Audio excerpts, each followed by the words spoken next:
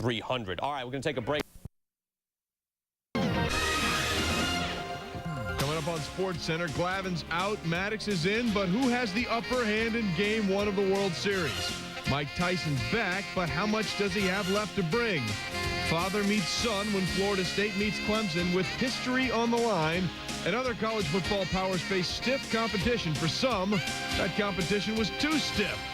The Knicks and Spurs get together for the first time since their title tilt.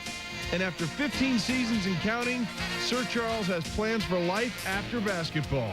I've been stockpiling money. I want to sit back and enjoy it a little bit. Tiger's also stockpiling the money. Can he go for a 6th win in '99? We'll leave the light on for you. SportsCenter's next.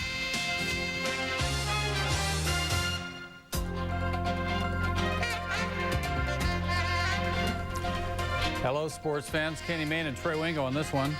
Plenty to get to tonight. Of course, Game 1 of the World Series going on in Atlanta. As soon as the game ends, we'll have highlights, analysis, and complete post-game reaction. But off the top, Kenneth Mayne, a very big game for Penn State and Purdue. I think so.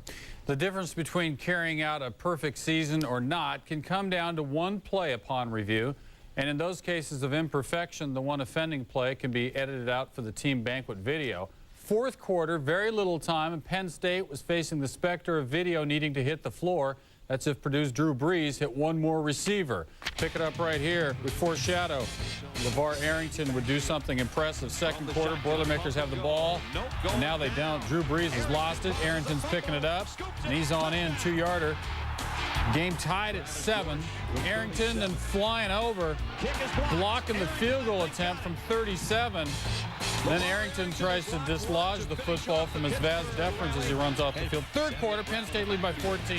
Brees, the fade, Randall Lane all over it. Nice play for the catch. 2-point conversion good. The lead is 3. Joe Paterno could be going down. Penn State leading by 6. Travis Fordney, boom! Missed the field goal, could have iced it, and Brees with another chance. Purdue ball. 2nd and 10 at the own 30. Brees, Chris Daniels around the corner, getting out of bounds near midfield. They're alive for a winning score. 2 plays later, swing to Cedric Brown. He's picking up yards on his own. Gets inside the 15, down to 12. 3 passes fall incomplete. It's 4th and 12, and Brees with a shot, but he overshot it. Corner of the end zone, too far. Can't complete the comeback. And there's much love between Arrington and Brees. Penn State just does hang on. 379 yards from Drew Brees, but he needed another 12 more to give Penn State its first loss. Penn State scored 21 points off of 3 Purdue turnovers before that. Joe Paterno now has 315 wins. Goes past Alonzo Stagg for 3rd best all-time, 8 away from Bear Bryant's major college record. Drew Brees knew it could have been different. Yeah, it was just a fade, and I just put too much on it. I mean, I should have just thrown it up for grabs because he's a Chris Daniels guy with a 40-inch vertical. Just let him go up for it and catch it. It's the biggest win up to this point. I tell you that. This is a great team. We're fortunate. We're very fortunate to get out here with a victory today. It's great to be part of a game like that where there's so much intensity. I mean, that was really, looked like they had us away. We came, looked like we put them away, then they came back, and we had to come back. It was really a good football game to be part of. And Texas players run through the rinse cycle of a car wash before playing Nebraska. First half, Major Applewhite, little trouble, knocked down by Chris Polk, and then Joe Walker jams his fingers, knocking down a pass too. Applewhite 9 at 21, just 47 yards in the first half, another knocked away. Different story in the third. Kwame Cavill hangs on to it on the slant, 13 on in. Texas up by 4. Eric Crouch, he'll keep this thing, 9 yards on in. Huskers go up, it's 2017. Longhorns right back, 3rd and 6, Nebraska 17. Applewhite to the tight end. It's Mike Jones.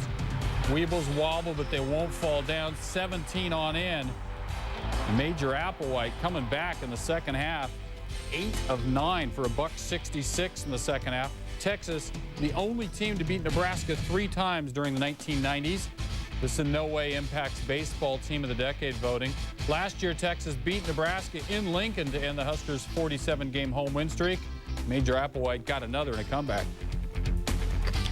Oh, it was a great comeback. I started off real slow. Large house. It was a windy day. Michigan up 14-7. Anthony Thomas getting the block from Evan Coleman. He's 25 on in. Michigan up 20-7. The point attempt not good.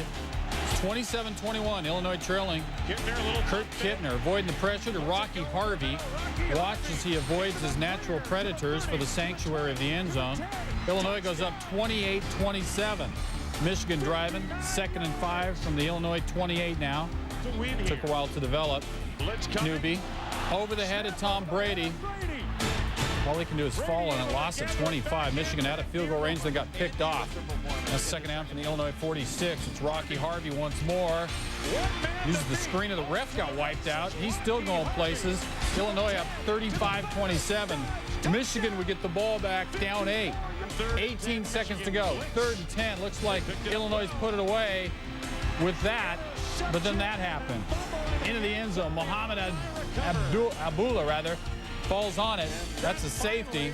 They give back 2, but they hang on to get the win. So last week, the Illinois players were punished with a Sunday practice for being so lame in the Minnesota loss.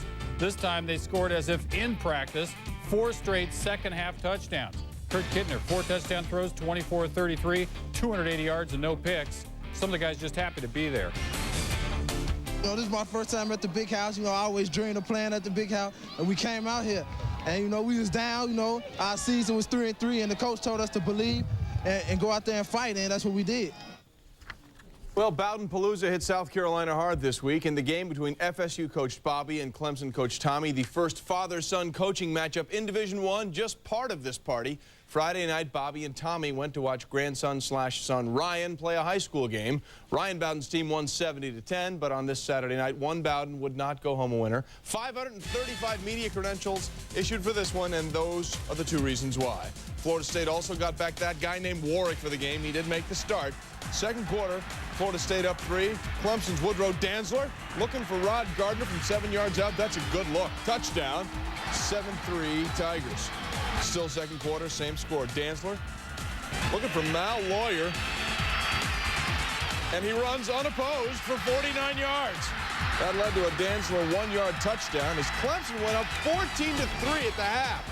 Third quarter, it's now 14-6, 3rd and goal for FSU. Travis Minor, major statement, busts in for the touchdown, and Bowden, Bobby's wife, split dress but very happy. They go for the 2-point conversion, they get it. Still tied at 14 in the 4th. Sebastian Janikowski, 40 yards out. FSU back on top, 17-14. Later in the quarter, same score, under 2:30 left. Dantzler to Travis Zachary, who stops short of the first down.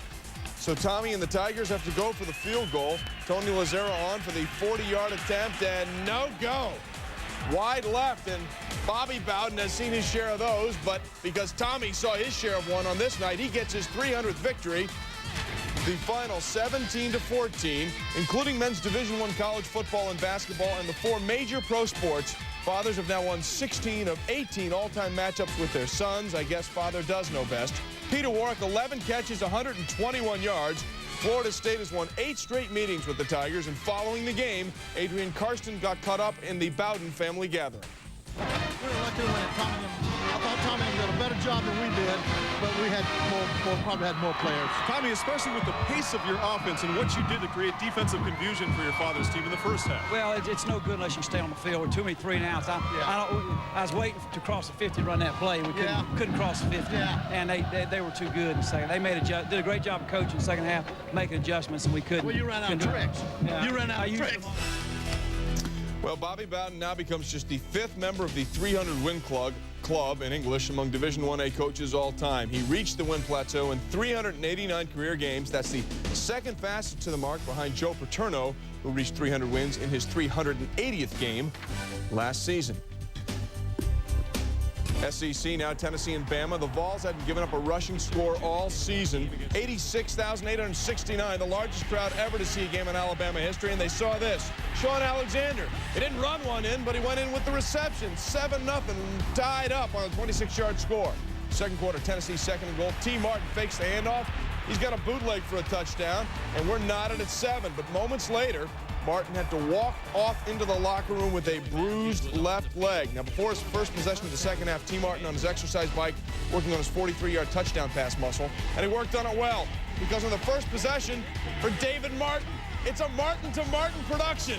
14-7 Tennessee. Sean Alexander can only watch, held under 100 for the first time this year as Tennessee wins at 21-7. T. Martin a hand in all 3 scores as the Vols still haven't given up a rushing score. The only Division I team that can make that claim. It was the Vols' first game in Tuscaloosa in 69 years. To the Big Ten, Michigan State and Wisconsin. Heisman candidate Ron Dane, 697 yards behind Ricky Williams' mark of best all-time in collegiate football. First drive of the game for the Badgers, 51 yards, and Ron Dane is gone. Keep in mind, Michigan State came into the game allowing under 40 yards per game on the ground. On that touchdown, he passed Marshall Faulk into second on the all-time TD list. Later first half, more from Dane. His second touchdown of the day, 214 yards rushing. Nick Saban's defense allowed 279 yards rushing through the first 7 games. Today, the Badgers picked up 301 yards in the 40-10 win.